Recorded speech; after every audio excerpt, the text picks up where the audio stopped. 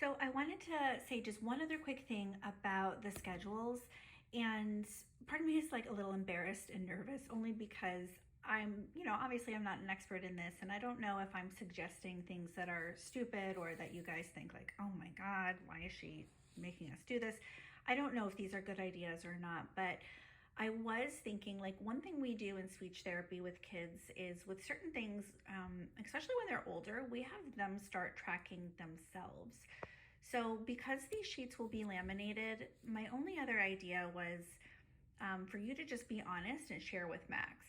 You know, Max, you ask a lot what's next.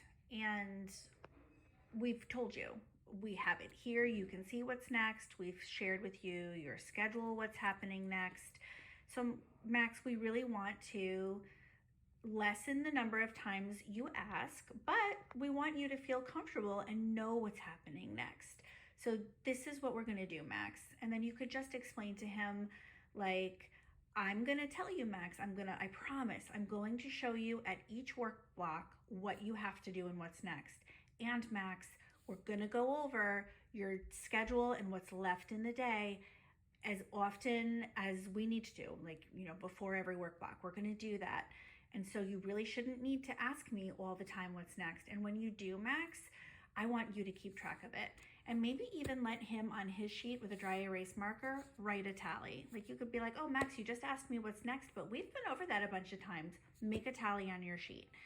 And then at the end of the day, you can tell him, like, look, bud, you asked 70 times what was next today. And we really want to lessen that. We want to stop asking what's next. So what I want you to do, Max, is really pay attention when I tell you what's next. And just remind him, I'm going to tell you before each work block. I'm going to share it with you here. I'm going to show you your master schedule. And I don't know if that would help, like if you start pointing out to him how many times he's asking what's next. And maybe if you start explaining, this is the reason I go over the work block with you. It's because you keep asking, but Max, we keep telling you. And look at how many times you ask the same question, even though we've already told you. I mean, I don't know. I don't know if that's actually the opposite of what you should be doing in terms of drawing attention to something. I don't know if that would negatively reinforce the behavior of him asking what's next.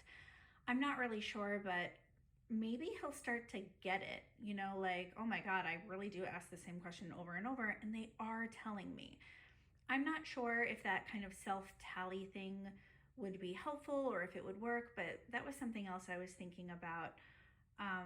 Almost to give Max more responsibility over his own actions and really explaining that we do want him to lessen how many times he asks without doing it like, I already told you that, Max, I already told you. It's just a different way to kind of tell him, I already told you. But I don't know. Let me know what you think about that too.